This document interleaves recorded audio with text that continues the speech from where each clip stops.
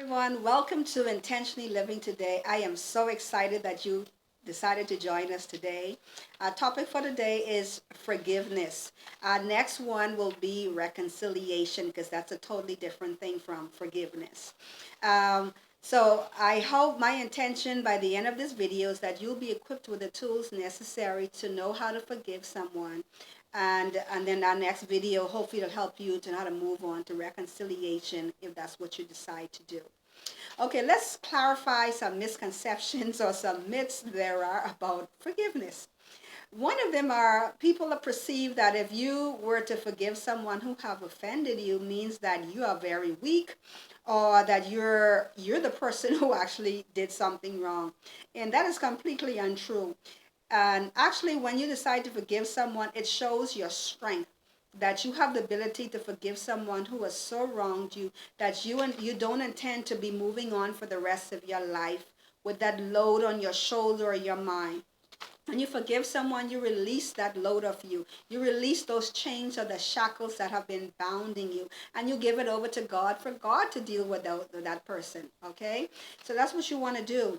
And don't be deterred by someone who tells you you shouldn't forgive that person because they did something wrong to you. You know, in our model prayer in Matthew 6:9, where one of the line where it says that we'd ask God, forgive us our trespasses as we forgive those who trespass against us, or give us our debts as we forgive our debtors.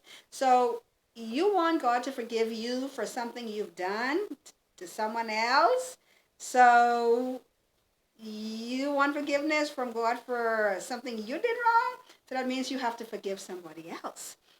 And no, I'm not going to pretend that it's probably one of the hardest things for people to do or anything is to forgive somebody, but that's something that we're called to do. You have to do that. Forgiveness just takes one person. It doesn't need the permission of somebody else.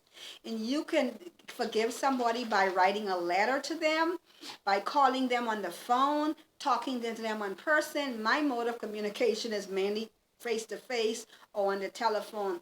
If you forgive this person and you decide to want to reconcile with this person, now I feel that you either have to meet face to face or on the telephone with this person of you, because there are sometimes when you forgive somebody, but you don't need to reconcile. Let's say if you were in a relationship with someone tried to kill you.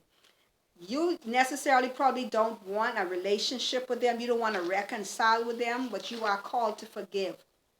So you can forgive that person, but you don't need to reconcile with them because of that situation, what occurred or what they did to you. But you must forgive, and it releases a big load of you. Have some of you ever had a cluttered home or a home that wasn't organized and you cleaned everything up, put everything in its right place? Didn't you feel like a very light load afterwards? You walked in and feels like things are so much lighter, you could get so much things done. Or maybe at work you had like a to-do list where you wrote down all your things that you needed to do for that day. I know some years ago I didn't have a to-do list. I just went into work, did things haphazardly. I wasn't productive as I could be. And I learned, I used to tell myself, I said, there must be a better way. I should be able to accomplish more things in this day that I did today. And I started researching things how to do this better.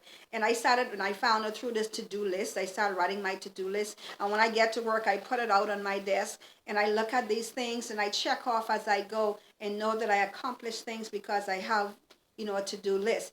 But so it's sort of like that. So forgiving people releases this load. You get more things done in your life. I am not going to say that when you forgive someone, you completely feel okay. There are going to be times when these memories creep back up in your mind what someone has done to you. And I know what has happened to me. When it happens to me and I'm driving to work, I'm like, God, I forgive this person. God, I give it back to you, Lord Jesus. I don't want to be holding any bitterness, any anger, any unforgiveness towards this person. Lord, I give it to you. I've already forgiven them. Lord, give me the strength and the motivation and the courage to know how to deal with this. I don't want to go back in what I was in before. I want to be moving forward in my life. So just keep on giving it to God. And the more you do it, the better you see it'll become and the light it become.